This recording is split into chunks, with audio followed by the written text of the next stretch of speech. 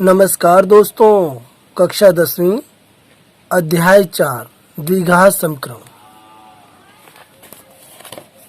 इसमें आज हम प्रश्नावली 4.2 को पढ़ेंगे। इसमें हमने क्वेश्चन 1 और क्वेश्चन 2 सॉल्व करा दिया है। आज हम क्वेश्चन 3 से स्टार्ट करेंगे।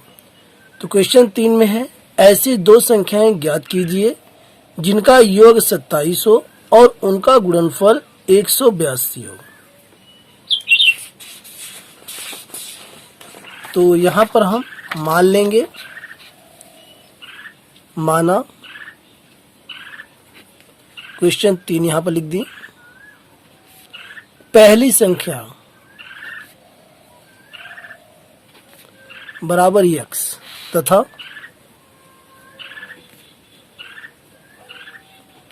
दूसरी संख्या बराबर, यहाँ ये कह रहा है कि दो संख्याओं का योग 27 है। तो एक संख्या हम x मान लेंगे तो दूसरी संख्या हमारी हो जाएगी 27 माइनस x। प्रश्नानुसार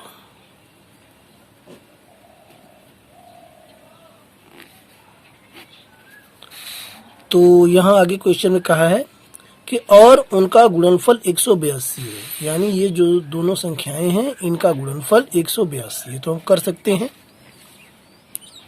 x गुणा 27 minus x is equal to 182। अब इसके इसमें हम गुणा कर देते हैं तो ये हो जाएगा 27x माइनस एक्स स्क्वायर बराबर 182। तो अब हम क्या कर सकते हैं, इसको उठा के उस तरफ ले जाएंगे तो यहाँ ये हो जाएगा 0 बराबर एक्स स्क्वायर माइनस 27x और प्लस 182। ऐसे हम लिख सकते हैं x square minus 27x plus 182 बराबर ये 0। अब ये 27 हमारा ये मध्य पद है, इसे हमें दो भागों में तोड़ना होगा। तो यहाँ पर इसे हम कर सकते हैं 13 गुणा 14। 13 की जब हम 14 में गुणा करेंगे तो आ जाएगा 182 और 13 और 14 को हम जोड़ देंगे तो आ जाएगा 27। तो यहाँ पर हम कर सकते हैं, ये हमें गुणनखंड करना होगा x square minus 14x minus 13x और प्लस का 182 बराबर 0। अब यहाँ इन दोनों में हम कॉमन ले लेंगे। कॉमन यहाँ x है तो x माइनस 14 एक ब्रैकेट में माइनस यहाँ कॉमन 13 है तो x माइनस 13 से हम 182 में भाग देंगे, आ जाएगा 14 बराबर 0। अगले स्टेप में x माइनस 14 ब्रैकेट ये कॉमन है तो दूसरे ब्रैकेट में x माइनस 13 बचेगा बराबर 0। इसे हम लिखते हैं x माइनस 14 बराबर 0 और ये हो जाएगा x माइनस 13 बराबर 0। तो यहाँ से x बराबर 14 आ गया और यहाँ से x बराबर 13 आ गया। तो यहाँ पर x के दो मान आ गए, एक मान आ गया 14, एक मान आ गया 13। जब x बराबर 14 तब पहली संख्या ये जो x का मान आया है ये उठा करके हमें यहाँ पे रखना होगा। जब यहाँ रखेंगे तो पहली संख्या निकल जाएगी और यहाँ रखेंगे तो दूसरी संख्या।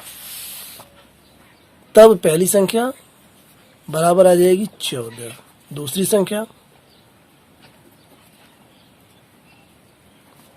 बराबर 27 माइनस x है तो माइनस हम कर देंगे 14, आ जाएगा 13।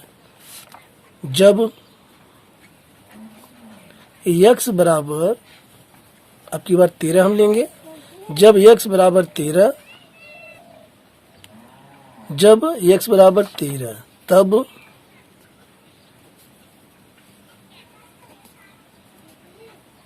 पहली संख्या हो जाएगी 13 और दूसरी संख्या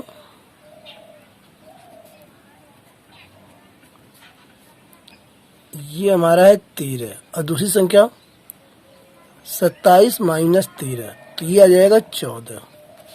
तो इस प्रकार जो है ये इनके आंसर हो गए। क्वेश्चन 4, दो क्रमागत धनात्मक पूर्णांक ज्ञात कीजिए जिनके वर्गों का योग 365 हो। तो यहाँ पर क्वेश्चन 4 माना 2 क्रमागत और ये धनात्मक पूर्णांक ये हमारे पास है। पहला x और दूसरा हो जाएगा x प्लस 1। प्रश्नानुसार अकॉर्डिंग टू क्वेश्चन यहाँ पर कहा है कि जिनके वर्गों का योग 365 हो, तो यानी कि ये जो संख्याएं हैं ये पूर्णांक हैं, इनका हम वर्ग कर देंगे। तो ये पहले पूर्णांक वर्ग और यहाँ x प्लस 1 दूसरे पूर्णांक वर्ग और इनको हम जोड़ देंगे तो बराबर आना चाहिए 365। ऐसा यहाँ पर ये कहा गया है। अब इसे हम सॉल्व कर लेते हैं।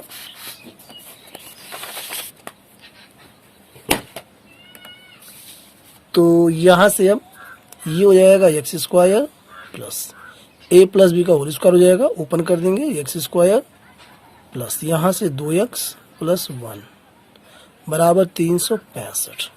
एक्स स्क्वायर जोड़ देंगे तो ये आ जाएगा 2x square plus 2x plus 1 और ये माइनस 365, इधर पक्षांतर हो जाएगा बराबर 0। तो ये 2x स्क्वायर प्लस 2x और ये 1 घटा देंगे तो माइनस 364 बराबर 0। अब 2 से समीकरण को भाग देने पर इसे हम सिंपल कर सकते हैं। तो 2 से भाग देंगे पूरे समीकरण को, तो यहाँ पर ये हो जाएगा एक्स स्क्वायर प्लस ये यहाँ पर x आ जाएगा माइनस और 364 में जब हम भाग देंगे तो 2 एकम 2, 2 अट्ठे 16 और 2 दूना 4 आगे 182 बराबर 0।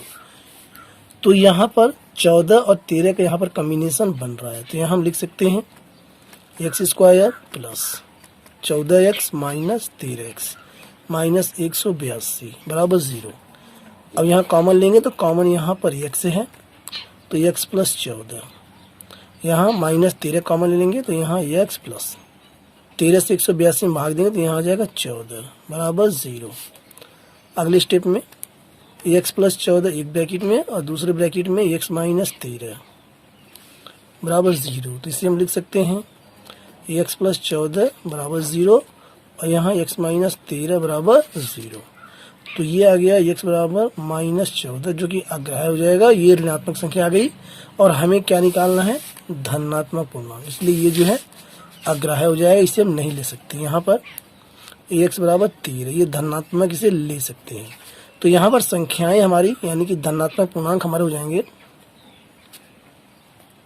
धनात्मक पूर्णांक, ये हमारे हो जाएंगे। यहाँ हम रखेंगे x के स्थान पर 13, तो पहला पूर्णांक 13 और दूसरा 13 प्लस 1 यानी कि 14। तो यहाँ आंसर आ गया 13 और ये 14 और यही इसका आंसर है।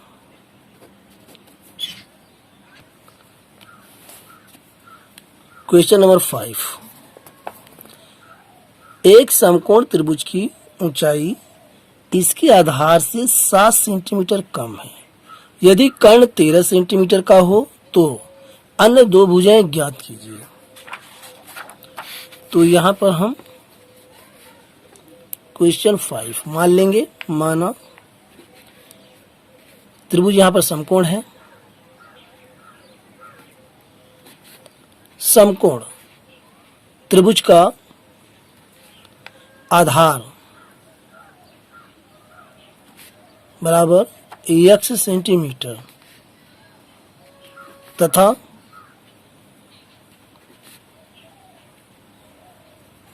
इसकी ऊंचाई बराबर आधार से 7 सेंटीमीटर कम है, यानी हम लिख सकते हैं x माइनस 7 सेंटीमीटर और यहाँ कर्ण दिया है 13 सेंटीमीटर, कर्ण बराबर 13 सेंटीमीटर और यह त्रिभुज कैसा है, समकोण है। तो यहाँ हम क्या करेंगे, यहाँ एक हम समकोण त्रिभुज यहाँ बना लेंगे ऐसे, इससे आपको और अच्छी प्रकार से समझ में आ जाएगा। ये हमारा समकोण त्रिभुज और यहाँ पर ये हमारा कर्ण है और ये है 13 सेंटीमीटर, आधार x है ये हमारा आधार है, और ये ऊंचाई ये है x-7 सेंटीमीटर। तो यहाँ पर ये समकोण त्रिभुज है, और इसमें हम जानते हैं कि समकोण त्रिभुज में पाइथागोरस प्रमेय लगता है, तो हम कर सकते हैं।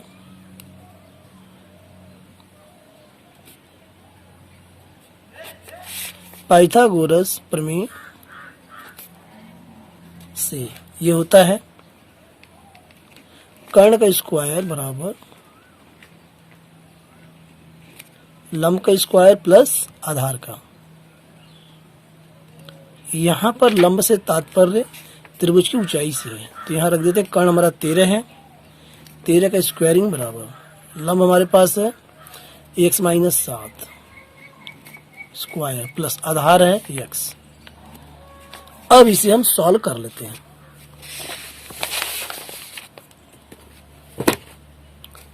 तो यहां से हम कर सकते हैं 13 का वर्ग होता है 169 इज इक्वल टू, इसे ओपन करेंगे a माइनस बी का होल स्क्वायर, तो ये आ जाएगा एक्स स्क्वायर माइनस में 7 दूना 14x और प्लस में 7 49 प्लस एक्स स्क्वायर। अगले स्टेप में 169 is equal to X square, ये हो जाएगा 2x square minus 14x plus में 49। अगले स्टेप में 169 का पक्षांतर कर देंगे तो 0 बराबर 2x square minus 14x plus 49 और माइनस 169, तो ये आ गया 0 बराबर 2x स्क्वायर माइनस 14x। अब इसमें से इसे हम घटा देंगे तो 9 में से 9 जाएगा 0 और 6 में से 4 घटा देंगे आ जाएगा 2, यानी कि 120 माइनस 120 बराबर, यहाँ पर 0 है तो यहाँ लिखने की जरूरत नहीं है। अब इसको हम पक्षांतर कर देंगे तो ये हो जाएगा हमारे पास, देखिए 2x स्क्वायर माइनस 14x और माइनस 120 बराबर 0। अब 2 से हम इसे भाग देकर के छोटा कर सकते हैं, तो यहाँ आ जाएगा x स्क्वायर माइनस 7x और माइनस ये 60 बराबर 0। अब ये 7 हमारा मध्य पद है, इसे हम तोड़ेंगे 12 और 5 में, तो 12 पंजे 60 और 12 में से 5 घटा देंगे आ जाएगा 7, यानी ये बैठ रहा है इसका कॉम्बिनेशन। तो हम कर सकते हैं x square minus 12x plus में 5x माइनस 60 बराबर 0, x कॉमन ले लेंगे तो x माइनस 12 प्लस यहाँ से 5 कॉमन लेंगे तो x माइनस 12 बराबर 0। तो यहाँ से आ गया x माइनस 12 एक ब्रैकेट में और दूसरे में x प्लस 5 बराबर 0। तो यहाँ से माना गया x बराबर 12 और यहाँ से आ गया x बराबर माइनस 5, तो यहाँ से ये अग्राह्य हो जाएगा क्योंकि ये ऋणात्मक है, और x बराबर 12 हम ले लेंगे और यहाँ पर हम रख देंगे। तो यहाँ से त्रिभुज का आधार आ जाएगा 12 सेंटीमीटर और इसकी ऊंचाई 12 में से 7 घटा देंगे आ जाएगा 5 सेंटीमीटर। तो हम लिख सकते हैं यहाँ, अतः समकोण त्रिभुज का आधार बराबर 12 सेंटीमीटर तथा ऊंचाई बराबर 12 माइनस 7 बराबर 5 सेंटीमीटर, और यही इसके आंसर है। अब आ गया है प्रश्नावली का अंतिम प्रश्न, और ये प्रश्न नंबर 6।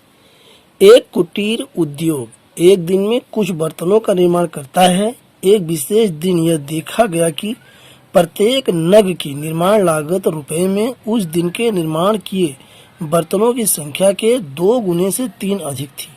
यदि उस दिन की कुल निर्माण लागत रुपए 90 थी तो निर्मित बर्तनों की संख्या और प्रत्येक नग की लागत ज्ञात कीजिए।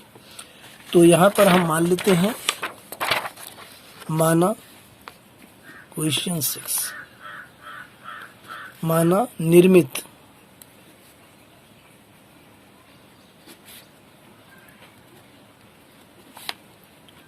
बर्तनों की संख्या बराबर x और एक बर्तन, बर्तन माने नग, एक बर्तन की लागत यानी कि कॉस्ट, ये यहाँ पे कहा है, देखिए यहाँ पर ये कहा है कि उस दिन के निर्माण किए गए बर्तनों की संख्या के दोगुने से 3 अधिक थी।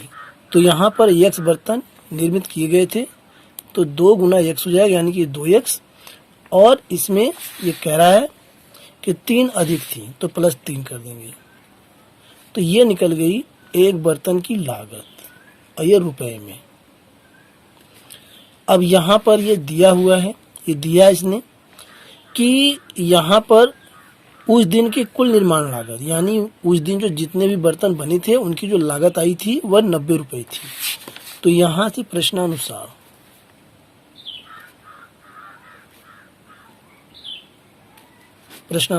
अब यहाँ कुल बर्तन हमारे x हैं, और एक बर्तन की लागत यहाँ पर है 2x प्लस 3। जब गुणा कर देंगे तो कुल लागत यहाँ पे 90 रुपये आ जाएगी, और ये हमारा समीकरण बन गया। अब इसे हम सॉल्व कर लेंगे, तो x के गुणा कर देंगे तो ये हो जाएगा 2x स्क्वायर प्लस में 3x, और ये माइनस 90 बराबर 0। अब यहाँ 90 के हम 2 में गुणा कर देंगे तो यहाँ आ जाएगा 180।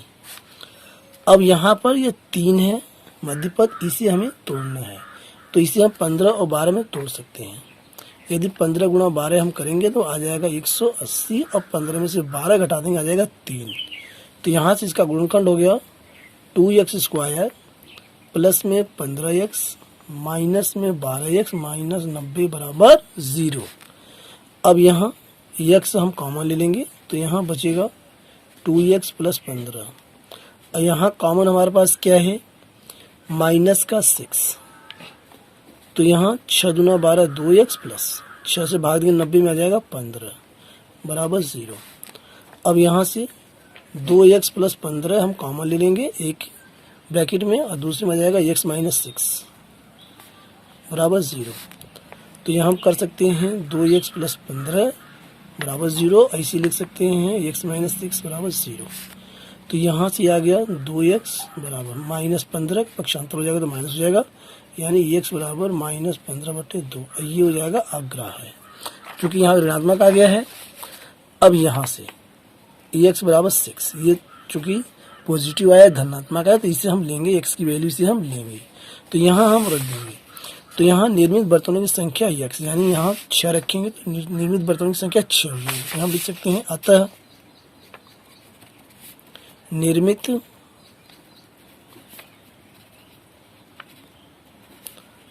बर्तनों की संख्या बराबर 6 है, तथा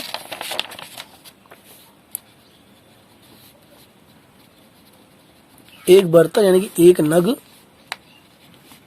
की निर्माण लागत ये यहाँ पर है 2x प्लस 3।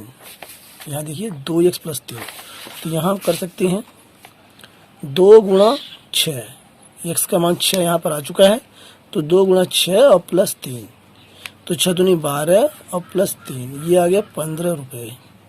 यानी कि एक बर्तन की जो लागत है वो 15 रुपये है, और 6 बर्तन बने हैं, तो 15 छक्का 90, कुल लागत यहाँ पर 90, यानी ये आंसर इसका टैली करेगा। तो ये यहाँ पर इसके आंसर हैं। मिलते हैं अगले वीडियो में। Thanks for watching.